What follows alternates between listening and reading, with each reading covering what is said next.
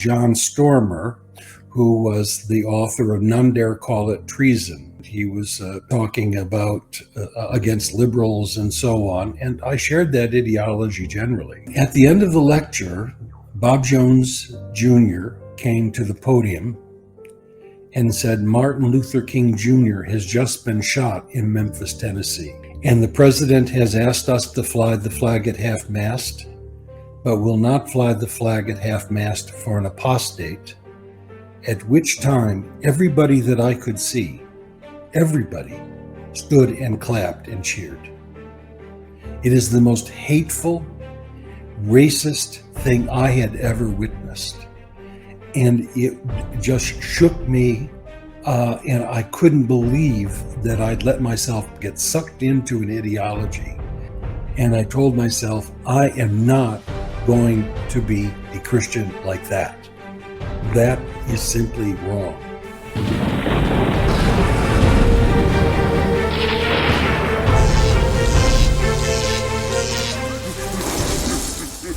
Dr. Dennis R. MacDonald, I really appreciate your time and coming to my house to do these recordings. Oh, it's a pleasure. I've had a good time. And so what are we doing now? So in this video, I want to get your story. I want it to be authentic. If you say anything good about me, I'll send you a check. I'm just kidding. No, I'm curious to know what your story is, and we'll focus specifically on the topic of religion. Because, I mean, you only have your degree in this very issue. So tell us your story. I was the son with 3 siblings of a conservative Baptist pastor who was proud to be a fundamentalist. My mother converted from Judaism, and my father felt so strongly about anti-Semitism and anti-Judaism in the Christian church that when he did his thesis for his Master of Divinity degree before becoming a pastor, it was on anti-Semitism in the church. And throughout my father's career, he really worked at making his community interreligious and interracial. And for 10 years, he was a missionary in Italy with my mother, of course, and did his best to make it was a church mostly for military people,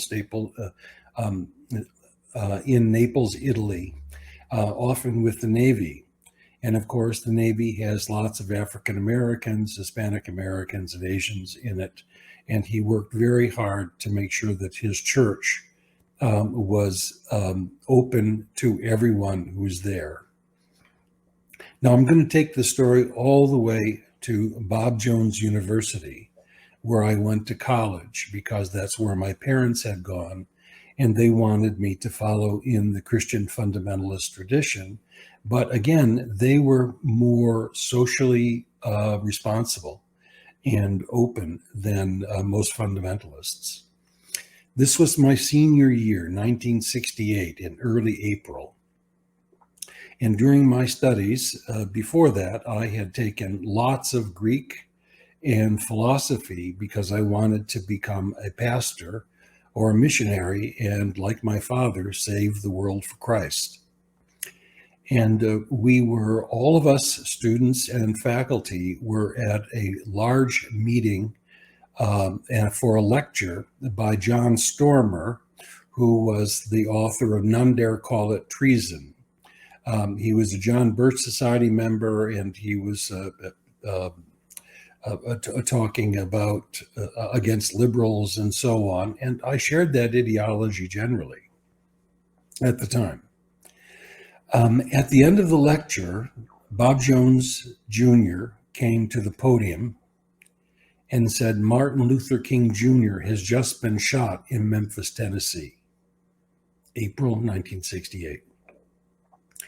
And the president has asked us to fly the flag at half-mast, but will not fly the flag at half-mast for an apostate, at which time everybody that I could see, everybody, stood and clapped and cheered.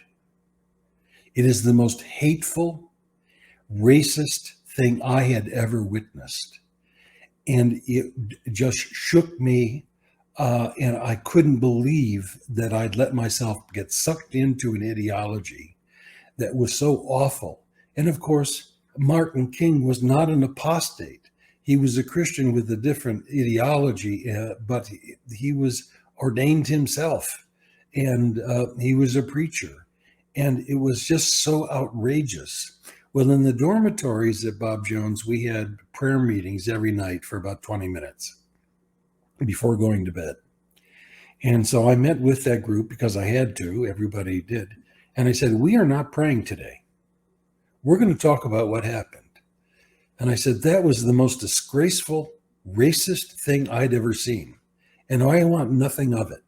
And you should be ashamed if you stood and clapped with that. And I'd like to have you talk about it. So we talked about it. And then we went to bed. And the next morning I was called into the dean's office, and they were going to expel me for preventing prayer.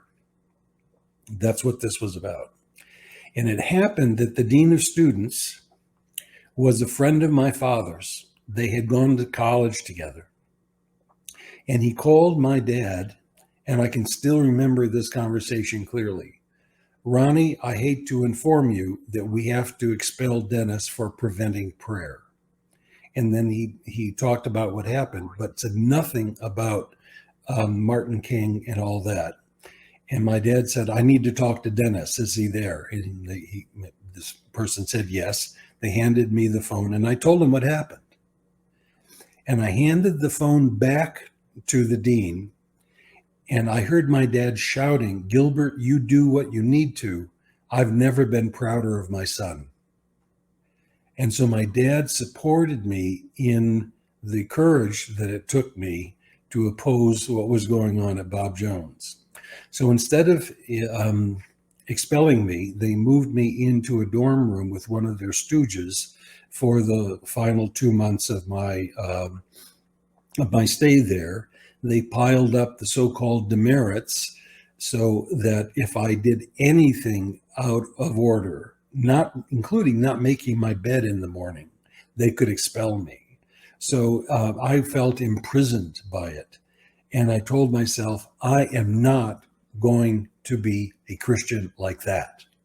That is simply wrong. But I had studied Greek and philosophy and was kind of growing up intellectually. And I had a scholarship to Princeton Seminary. But I wasn't ready to do that yet. So I postponed my scholarship for a year and took a job at a Baptist church in California, Salinas, California. And during that time, Derek, I translated for myself the entire New Testament, and so solidified my Greek. And I was amazed at the moral sensitivity of early Christian literature, interest in compassion, and a certain amount of inclusivity, and a concern for justice. And it became clear to me that the ethic of the New Testament, and especially of Jesus, had nothing to do with the religion that I had seen at Bob Jones University with fundamentalism. And it totally changed my understanding of where I was going in my quest. I finally went to Princeton Seminary, and that was then in 1970, and that's the year that Ivy League school shut down out of opposition to the Vietnam War. And at that time, I was still pretty much a nationalist. You know, I believed in the military. I thought about being a chaplain, but it was clear to me during that year that what we were doing in Vietnam was motivated by wealth and not by compassion, and not really by an ideology of freedom. And I became solidly anti-war. And at that time, then I became really alienated from my own parents, who remained very patriotic and faithful, even though we agreed with each other on issues of race and anti-Semitism and so on. I left Princeton after 1 year and was looking for a form of evangelical Christianity that would have some continuity with my past, but was more progressive on political and moral issues. And I went to Trinity Evangelical Divinity School north of Chicago, and it was as bad as Bob Jones. And I helped found the Sojourner magazine with Jim Wallace. Jim Wallace, you may know, is a spokesperson for a left-leaning evangelical voice. So we helped found the Sojourner magazine, which moved to Washington, D.C. at the same time that I had a scholarship to go to Harvard to continue my studies. So I went to Harvard, and at that point, I was still a theist. I was still a Christian identified radical, I guess I'd have to say. I was a part of the hippie movement, and I didn't do drugs, and I didn't do free sex, and so on. I was still very much a goody-goody two-shoes. But I was taken in by classics. And so I wasn't in the seminary. I was in the university, a program that merged the classics and early Christianity, and studied with some amazing people. And my minor was Roman reception of Greek philosophy, so we did a lot of translating of Latin and Greek. And I really became quite good at it, and became friends with classicists and people in folklore. And after that, I took a job after graduating, took a job at Goshen College, which was a Mennonite college. So it was the Peace Church tradition, and they had a strong social ethic, but I was still a theist at the time. But what I didn't realize is that my academic work that took me into Christian Apocrypha and classics more and more made me a humanist more than a theist. And I realized that doing theology, and for me, being religious, was really getting in the way of my being a scholar, because there was the assumption that in the New Testament we had revealed truth, and God was speaking through Scripture. And I loved the Bible, and I was interested in working it through. Then I took a job at the Claremont School of Theology. And so I'm still a Christian identified person. I want to make the church more responsible to the war, to the environment, to race, racial equality, income equality, and so on. I wanted to live out the moral values that I saw in the New Testament that were so violated by Bob Jones. And I had a good career at the School of Theology, but even there, even in a liberal Christian environment, my work really wasn't understood or accepted well. So I just my becoming an atheist was a gradual thing. It probably started at Harvard when I became so interested in other cultures and in classics, and became much more interested in history and human diversity and the humanness of the Christian movement, and became really suspicious of all kinds of theology. I've said it before in other broadcasts, but maybe I should say it again. For me, theology is a long four-letter word. And people sometimes think that because I'm a biblical scholar, I'm a theologian. No, I'm an anti-theologian. Theology usually gets in the way. Not all of them, but often it does, because it's looking for normativity, a revelation. And of course, theology is discourse about something that, in my view, doesn't exist. So, save your breath and let's talk about humankind, and let's talk about ethics, and let's get politics right, and so on. So basically, that's my story. So when I was at Claremont, I had a wonderful library. I became the director for 10 years of the Institute for Antiquity and Christianity. We had several funded projects going in antiquity, including Greek rhetoric, the Hebrew Bible. We had our own archaeological site in Palestine. We had a project on Christian Apocrypha and so on. So I had wonderful support there and great libraries and bright enough students, some of whom are carrying the torch even now. And so during that time, I published probably a dozen books and I don't know how many articles and reviews.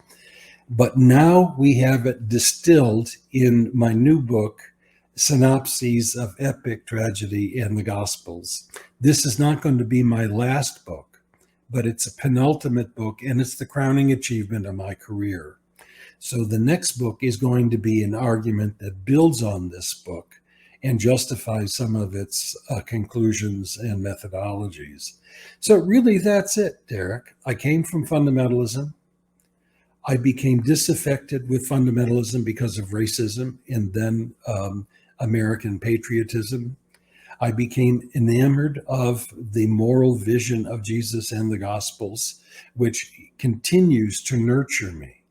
So I consider myself a Christian-identified humanist and a theoskeptic. I'd rather talk about myself that way than being an atheist, but what I believe is not so important. What's more important for me is the contribution I can make with the education that I've had in order to help others break away from fundamentalism that has so many dire consequences in American life right now, and from America to the world. You know, the January 6th crowd are largely Christian nationalists, and we have others who are suspicious of environmental science because they believe in revelations, Jesus is coming back soon. And I don't think the world can survive Christian fundamentalism very much longer. And so this is my weapon in the culture war to say, you know, get over it. I'm not telling you not to be a Christian. I'm telling you to be a smart and a morally responsible Christian. And I would say the same thing to Muslims or Jews or I'm not trying to get you to change your religion. I'm trying to make sure your religion doesn't harm yourself and others. And that's why, for me, I'm an ethical pragmatist. I want to know what ideas do in the world, who it hurts and who it helps. And so basically, that's my story. That was really powerful. There's a lot in there that I definitely relate with. And I really appreciate you telling us this. You know, you said at the end, I don't want to change people's religion. And I literally heard myself say in my head, I don't want to change people's religion either, but I want to change people's religion. And what I mean is, you can believe what you want. You know, you want to believe that Jesus really is. There's something that may have happened. I don't know. It's a faith thing. Cool. I have nothing against that. Really don't. I really don't. Now, I personally have my reasonings. Yeah. I can give you those. But I definitely would say I want to change their religion in the sense that keep your religion, but change it. Yeah, you see what I'm saying? If that's what you want. Would I be happy to see other humanists? Absolutely. And in fact, I would say when you said that you became a humanist over time, people have asked me, when did you become an atheist? And I'm like, that's a good question. Because when I use the term an atheist, I no longer believed in a God. What they think is that means you don't believe in anything. That's no, exactly right. I believe in something. That's right. And it's us. You see, I believe in what I could see, what I can experience, and believe that humanity can do good. And in fact, I think that humanity is ethically, I would say, more moral than we give ourselves credit for. We think it's the gods. We think it's this. We think it's that. Sure, there's a lot of bad out there. But I'm saying there's no Adam and Eve fell, and we all fall. And we're in this treachery downhill. No, we're rising apes, not fallen angels. And so I love your story. I love your story. I about teared up when your dad said, I've never been more proud of him. And I've had my dad do stuff like that for me in ways where it makes me think back and tear up. So Dennis, I hope somebody listens to your story and understands how someone like you just wants to do better. And I hope that people will get your book, because your book is taking all your experience. One day it'll be a memory. And you've put all this hard work into this one area where people can go and they could see the beauty reflected in what you're observing in this literature, and take back the literature from those who might use it in a negative way. So, yeah. I guess I want to end by this. In my date book, for every week, I have a sticker that I created that says, create something beautiful. And if at the end of the week I haven't created something beautiful, I remind myself that in the next week I need to do it. And so that is always in front of me. But create something beautiful means one uses what skills, and for me, they happen to be about ancient history and languages and so on. I need to do that. But another way to create beauty is to be a good parent. It's to be a good custodian of the earth, because environmental damage is not beautiful. It's ugly. Child abuse is ugly. It's not beautiful. So when I talk about beauty, I talk about it in the Socratic Platonic way. Beauty is a moral category. It is not an aesthetic category only. And so what I encourage people who are engaged with my work to put in their calendars on a monthly basis anyway, to create something beautiful, to use the gifts and the time that you have as a way of making this globe and the human experience more manageable.